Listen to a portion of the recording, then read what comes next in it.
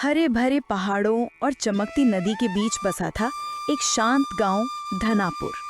इसी गांव में रहती थी एक प्यारी, जिज्ञासु और बेहद चमकदार आंखों वाली लड़की सिला। जब वो मुस्कुराती थी, उसके गाल का छोटा सा डिंपल ऐसे दिखता जैसे बादलों में अचानक सूरज झांक गया हो। सिला के घर में उसकी माँ मीरा और पापा रघुवीर रहते थे। मीरा सुंदर कढ़ाई करती और रघुवीर खेतों में मेहनत। दोनों अपनी बेटी को बहुत प्यार करते और उसकी हर नई सीख को प्रोत्साहित करते। सिला की एक खास बात थी, वो हर चीज सीखना चाहती थी। कभी मिट्टी से गुड्डे बनाना, कभी पत्तों से सीटी बजाना, कभी नदी के पत्थरों से छोटे टावर बनाना।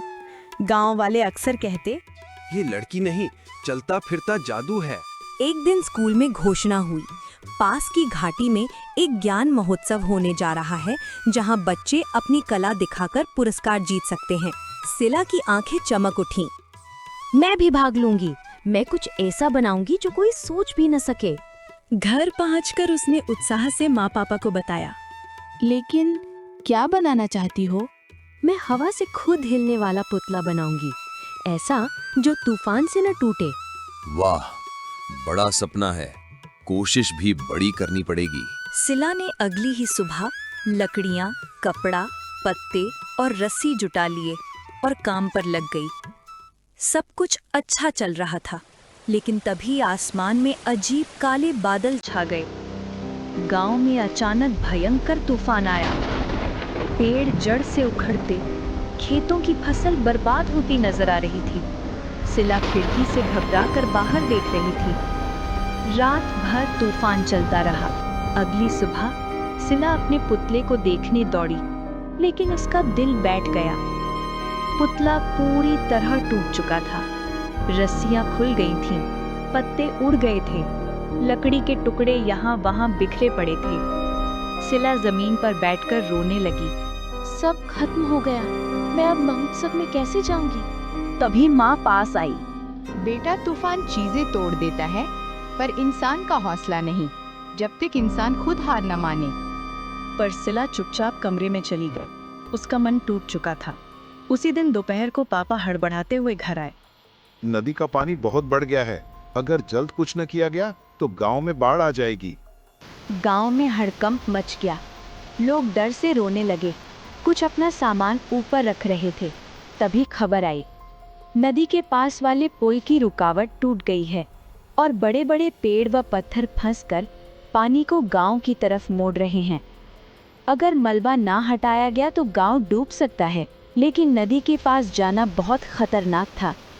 तेज पानी, फिसलन, गिरते पत्थर, कोई आगे नहीं बढ़ रहा था। सबके चेहरे पर डर था। अब क्या करें? कौन हिम्मत करेगा? तभी सिला धीरे से बोली, अगर हम लंबी बांस के छड़े और रस्सियां ले जाएं और पुल के ऊपर से खड़े होकर मलबा हटाएं तो पानी का रास्ता खुल सकता है। लोग हैरानी से उसे देखने लगे। ये विचार कहाँ से आया?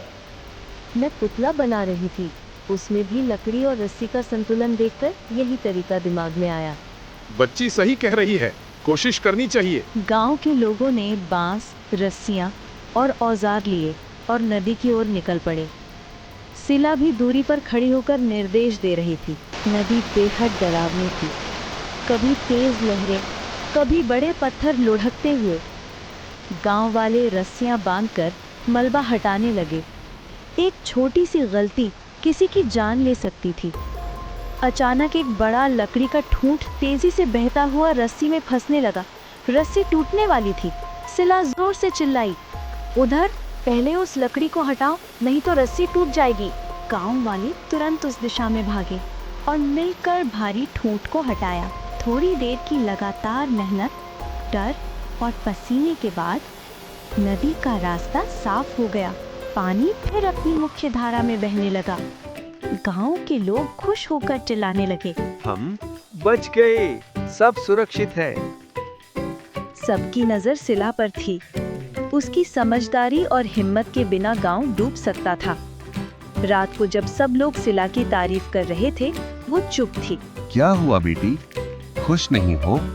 मेरा पुतला टूट गया, अब मैं प्रतियोगिता में क्या दिखाऊंगी? बेटा, तूने गांव बचाया है, कोई भी पुरस्कार इससे बड़ा नहीं। और नई चीज बनाना असंभव नहीं, मुश्किल है हार मान लेना। ये सुनकर सिला के भीतर एक चिंगारी फिर जल उठी। अगली सुबह उसने टूटे हुए पुतले के टुकड़े देखे और कहा, अगर तूफान ने इसे तोड़ा है तो मैं इसे तूफान से भी मजबूत बनाऊंगी। वह फिर से जुट गई। इस बार उसने मोटी लकड़ियां ली, मजबूत गांठें लगाएं और पत्तों को सही कोण पर लगाया ताकि हवा उन्हें सहलाकर हिलाए न तोड़े। 3 दिनों की मेहनत के बाद एक नया सुंदर और मजबूत पुतला तैयार हो गया। महोत्सव के दिन सिला हल्का सा घबराई हुई मंच पर पहुंची। जब उसने अपना पुतला दिखाया, हवा चली। पुतला सुंदरता से हिलने लगा, मानो नाच रहा हो। सभी दर्शक तालियों से गूंज उठे। ये सिर्फ खिलौना नहीं है, इसने मुझे सिखाया है कि मुसीबतें हमें रोकने नहीं, मजबूत बनाने आती हैं। और टूटना बुरा नहीं, हार मान लेना बुरा है। जजों ने उसे पहला पुरस्कार दिया। सिला का चेहरा खुशी से दमक उठा। उस दिन पूरे गांव ने जाना, हिम्मत छोटी हो या बड़ी, लेकिन काम वही करती है जब हम खुद पर विश्वास रखते हैं। सपनों की राह में आने वाली हर मुश्किल एक नई सीख होती है। सिला बड़ी होकर भी लोगों से यही कहती रही, जब चीजें टूट जाएं, तब नए तरीके खोजने चाहिए, क्योंकि हर तूफान के बाद आसमान और साफ हो जाता है।